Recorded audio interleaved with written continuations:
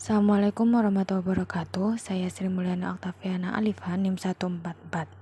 Di sini saya akan menjelaskan tentang konstruksi politik. Yang pertama ada pengetahuan dalam konstruksi politik. Konstruksi politik sendiri merupakan istilah yang sering digunakan untuk menggambarkan proses pembayangan atau manipulasi informasi politik oleh salah satu pihak guna mempengaruhi opini umum atau untuk keuntungan politik. Hal ini meliputi cara-cara penyampaian informasi yang tidak sepenuhnya akurat atau objektif, sehingga dapat membingungkan atau memanipulasi orang lain. Konstruksi politik tidak hanya terbatas pada manipulasi informasi, namun juga bisa mencakup proses dalam pembentukan realitas politik secara keseluruhan melalui narasi, simbol, dan praktik-praktik sosial. Kita bersama-sama membangun pemahaman tentang apa itu politik, siapa yang berkuasa, dan bagaimana kekuasaan pada politik bekerja. Kemudian, menurut Smith tahun 2009, kajian teori politik bukanlah kajian epistemologi atau watak, batas-batas dan validitas pengetahuan. Bagaimanapun, karena problem pengetahuan merupakan dasar bagi seluruh filsafat, politik, dan lainnya. Dan karena ia muncul kembali secara konstan dalam karya-karya para teoritisi politik, para pengkaji harusnya sadar akan kehadiran dan signifikansinya. Menurutnya, pemikiran politik berawal di Yunani kuno. Di sini bersamaan dengan pesisir Asia Kecil dengan puncak kesegaran dan prestasi kulturnya yang tinggi. Pikiran Yunani secara sistematis menyelidiki watak dan jalannya institusi politik. Selanjutnya, terdapat dua kuasa pengetahuan dalam konstruksi politik, yaitu konstruksi politik secara langsung dan konstruksi politik secara tidak. Sekarang kita akan membahas tentang kuasa pengetahuan secara langsung. Dalam konstruksi politik secara langsung, terdapat berbagai cara untuk melakukannya. Seperti pada penelitian yang dilakukan oleh Dian Hadian mengenai konstruksi politik identitas melalui nilai-nilai Islam dalam pemilihan kepala desa di Kabupaten Bandung Barat.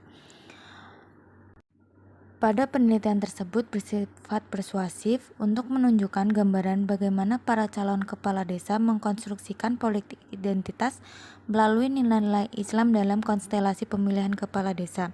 Hasil penelitian menunjukkan bahwa para calon kepala desa mengkonstruksikan politik identitas melalui tiga cara, yaitu konstruksi politik identitas melalui latar belakang keturunan atau keluarga, konstruksi politik identitas melalui simbol-simbol pribadi, dan konstruksi politik identitas melalui aktivitas sosial keagamaan.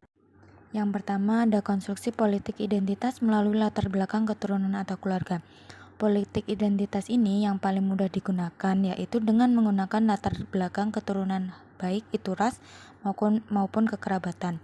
Hal ini dikarenakan ras dan kekerabatan merupakan pembeda seseorang yang didapat semenjak lahir. Dalam hal ini, keluarga inti yang harmonis merupakan salah satu cara untuk membangun politik Islam. Kondisi keluarga yang harmonis dan didasarkan pada nilai-nilai Islam merupakan interpretasi dari keluarga yang menjadi panutan bagi keluarga lainnya di lingkungan pedesaan.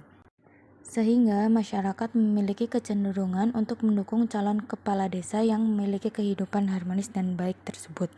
Namun, di sisi lain, bagi calon yang tidak memiliki kekerabatan yang harmonis ataupun tidak memiliki hubungan dengan tokoh Islam, harus mampu membangun identitas politiknya melalui cara yang lain, yang salah satu caranya dengan membangun identitas politik melalui penggunaan simbol-simbol Islam secara pribadi guna meyakinkan masyarakat bahwa pribadinya merupakan figur calon kepala desa yang senantiasa mempraktekkan nilai-nilai Islam dalam kehidupan pribadi dan sosialnya. Kemudian yang kedua ada konstruksi politik identitas melalui simbol-simbol pribadi. Simbol sendiri diartikan sebagai penggunaan media untuk mempresentasikan suatu objek.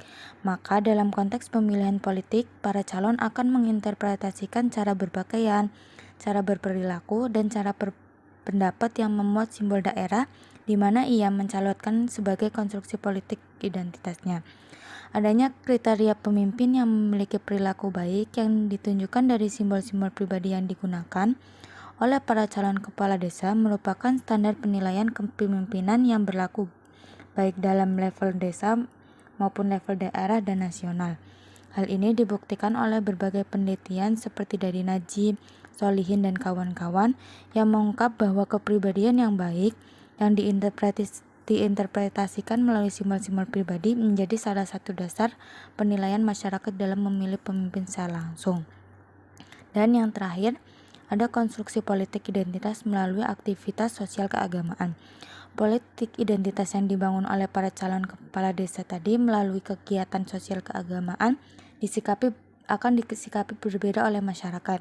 Setidaknya terdapat 3 sikap yang berbeda yang ditunjukkan masyarakat, yaitu pertama, masyarakat yang menaruh simpati kepada calon kepala desa yang melakukan dan memiliki ketertarikan untuk mendukung calon kepala desa tersebut dalam pilkades yang akan dilaksanakan.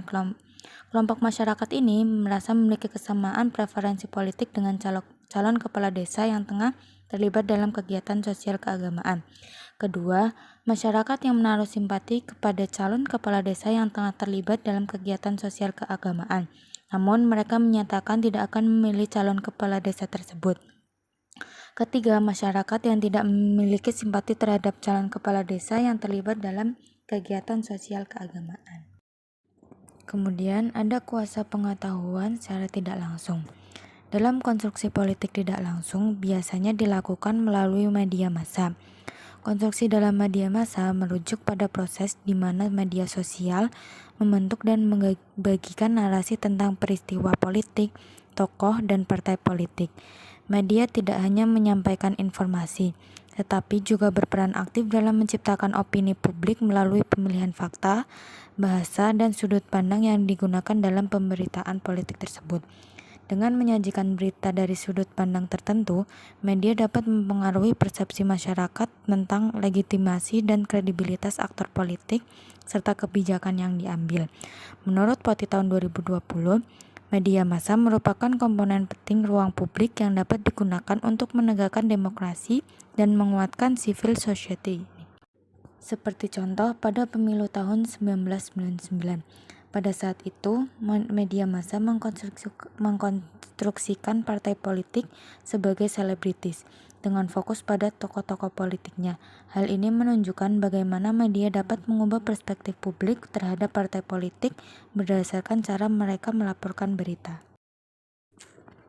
Sekian penjelasan dari saya, kurang lebihnya mohon maaf. Wassalamualaikum warahmatullahi wabarakatuh.